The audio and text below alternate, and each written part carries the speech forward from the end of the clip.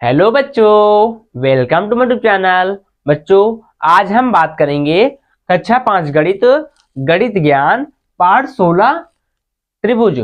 बच्चों, आज के हम इस वीडियो में इसको विस्तार से बात करेंगे और हम इसके अभ्यास प्रश्न भी हल करेंगे। चलिए, आपका समय व्यर्थ न करते हुए वीडियो को शुरू करते हैं और आज के इस वीडियो में हम त्रिभुज को विस्तार से बात करेंगे। चलिए करते हैं। देखिए, त्रिभुज क्या होता है। किन्हीं तीन रेखाओं से घिरी बंद आकृति को त्रिभुज कहते हैं। मतलब कि एक रेखा, दो रेखा और तीन रेखा, किन्हीं तीन रेखाओं से घिरी बंद आकृति को हम क्या कहते हैं? त्रिभुज कहते हैं। जो हमारा त्रिभुज होता है, त्रिभुज में तीन शीर्ष होते हैं, तीन कोण होती हैं और तीन भुजाएं होती हैं। अब देखिए, यहाँ पे भुजाएं क्या होती हैं। देखिए, जो हमारी जो रेखा है, इसी को हम क्या कहेंगे? भुजा कहेंगे। एक भुजा, दो भुजा और ये हमारी क्या हो जाएगी? तीसरी भुजा। ये क्या है? हमारी भुजा। अब देखिए बच्चों, यहाँ पे शीर्ष क्या होता है? जो दो रेखाएं जिस बिंदु पर मिलती है उसे हम क्या कहते हैं? उसे क्या कहते हैं? शीर्ष कहते हैं। एक शीर्ष, दो, तीन। और इसमें तीन कोण होते हैं। कितने कोण होते हैं? तीन। एक कोण, दो कोण और तीन कोण। देखते इसमें लिखा है त्रिभुज में तीन शीर्ष होते हैं। कौन कौन से? एक, दो, तीन। ठीक बच्चों, उसको लिखा है त्रिभुज में तीन भुजाएं होती हैं। भुजा कौन कौन सी? एक, दो, तीन। उसके बाद लिखा है त्रिभुज में तीन कोण होते हैं। कितने कोण होते हैं? तीन कोण। एक, दो, तीन। और बच्चों, जो इन भुजाओं का योग होता है, जो इन कोणों का योग होता है, 180 अंश होता है। देखिए यहाँ पर त्रिभुज के तीनों कोणों का योग कितना होता है? 180 अंश। मान लीजिए इसको मानते हैं आ, इसको मान लीजिए सा मान लेते हैं, आ और बा। तो आ, बा, सा जो तीनों हमारे कोण है, इन तीनों कोण कितना होता है हमारा? 180 अंश। चलिए हम इसके आगे पढ़ेंगे कोण के प्रकार। बच्चों, अब देखेंगे कोण के प्रकार।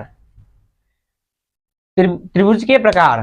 त्रिभुज को दो प्रकार के भागों में बांटा गया है। नंबर एक, भुजाओं के आधार पर और दूसरा होता है कोणों के आधार पर। तो जो भुजाओं के आधार पर त्रिभुज तीन प्रकार के होते हैं: समबाहु, समद्विबाहु और विषमबाहु। अब देखिए बच्चों, समबाहु क्या होता है? ऐसा त्रिभुज जिसकी तीनों भुजाएं बराबर होती हैं। जैसे मान लीजिए ये आपका त्रिभुज है, इसकी माप 5 सेंटीमीटर, इसकी माप 5 सेंटीमीटर, इसकी माप 5 सेंटीमीटर। तो ऐसा त्रिभुज जिसकी तीनों भुजाएं बराबर होती है उसे हम कहते हैं समबाहु त्रिभुज। दूसरा आपका है समद्विबाहु त्रिभुज। ये क्या होता है? ऐसा त्रिभुज जिसकी दो भुजाएं बराबर हो और एक भुजा उससे अलग हो, उसे हम कहते हैं समद्विबाहु त्रिभुज। मान लीजिए ये आपका त्रिभुज है, इसकी माप है 5 सेंटीमीटर, इसकी माप है 5 सेंटीमीटर और इसकी माप है 4 सेंटीमीटर। देखिए यहाँ पर ये दो मिल रहे हैं, मतलब इनकी भुजा क्या है? बराबर है, इसलिए क्या है? समद्विबाहु त्रिभुज। उसके बाद होता है विषमबाहु त्रिभुज। विषम मतलब होता है अलग अलग, मतलब कि जिसकी भुजाएं क्या हो? ऐसे त्रिभुज जिनकी भुजाएं क्या हो? सब अलग अलग हो। जैसे मान लीजिए ये 4 सेंटीमीटर का, ये 5 का और ये 6 का। तो ऐसा त्रिभुज जिनकी सभी भुजाएं अलग अलग होती हैं उन्हें हम कहते हैं विषमबाहु त्रिभुज। ठीक बच्चों, इसी बात देते हैं हम कोणों के आधार पर। कोण के आधार पर त्रिभुज तीन प्रकार के होते हैं। नंबर एक, न्यून कोण त्रिभुज। उसके बाद होता है समकोण त्रिभुज और तीसरा होता है अधिक कोण त्रिभुज। अब न्यून कोण त्रिभुज क्या होता है? चलिए इसकी बात करेंगे। जो अब हम बात करेंगे भुजाओं के आधार पर त्रिभुज के प्रकार। चलिए देखते हैं भुजाओं के आधार पर त्रिभुज के प्रकार। भुजाओं के आधार पर त्रिभुज के तीन प्रकार होते हैं: समबाहु, समद्विबाहु और विषमबाहु त्रिभुज। देखते हैं समबाहु त्रिभुज क्या होता है। तो बच्चों, ऐसे त्रिभुज जिनकी तीनों भुजाएं ऐसे त्रिभुज जिनकी तीनों भुजाएं बराबर हो या समान हो उससे हम क्या कहेंगे, समबाहु त्रिभुज कहेंगे। ठीक है, देखिए जैसे मान लीजिए यहाँ पर है, यहाँ पर आ और सा की लंबाई कितनी है 5 सेंटीमीटर, और सा और बा की लंबाई कितनी है 5 सेंटीमीटर, और बा और आ की लंबाई कितनी है 5 सेंटीमीटर। देखिए यहाँ पर तीनों भुजाएं क्या है, बराबर है, इसलिए हम कहेंगे कि यह क्या है, यह एक समबाहु त्रिभुज है। ठीक बच्चों, अब देखिए आपका दूसरा है समद्विबाहु त्रिभुज। क्या होता है, तो समद्विबाहु, देखिए इसके नाम से पता चल रहा है समद्विबाहु मतलब जिसकी दो भुजाएं बराबर हो और एक भुजा अलग हो। तो समद्विबाहु त्रिभुज क्या होता है, ऐसा त्रिभुज जिसकी दो भुजाएं बराबर हो और एक भुजा अलग हो, उसे हम क्या कहेंगे, उसे हम कहेंगे समद्विबाहु त्रिभुज। देखते हैं क्या परिभाषा इसकी, तो ऐसे त्रिभुज जिनकी दो भुजाएं बराबर हो तथा एक भुजा अलग लंबाई की हो, उसे हम क्या कहेंगे, उसे हम समद्विबाहु त्रिभुज कहते हैं। देखिए जैसे यहाँ पर देखिए आ और बा की लंबाई कितनी है 4 सेंटीमीटर है, और सा और बा की लंबाई कितनी है 5 सेंटीमीटर है, और यहाँ पर सा और आ की लंबाई कितनी है 5 सेंटीमीटर। देखिए यहाँ पर जो यहाँ पर ये और ये क्या है, आपस में बराबर है, लेकिन ये वाली बराबर नहीं है, तो हम क्या कहेंगे, इसे हम कहेंगे समद्विबाहु त्रिभुज। ठीक है बच्चों, उसके बाद है आपका है नंबर 3 विषमबाहु त्रिभुज। क्या होता है, तो विषमबाहु इसके नाम से पता चल रहा है विषम मतलब अलग अलग, तो ऐसा त्रिभुज जिसकी प्रत्येक भुजा क्या हो, अलग अलग हो, उससे हम क्या कहेंगे, उसे हम कहेंगे विषमबाहु त्रिभुज। देखते हैं इसकी परिभाषा क्या होती है, तो देखते हैं परिभाषा, ऐसे त्रिभुजों जिनकी प्रत्येक भुजा की लंबाई क्या हो, असमान हो, असमान मतलब अलग अलग हो, उसे हम क्या कहेंगे, उसे हम कहेंगे विषमबाहु त्रिभुज। देखिए यहाँ पर इस भुजा की लंबाई कितनी है 5 सेंटीमीटर।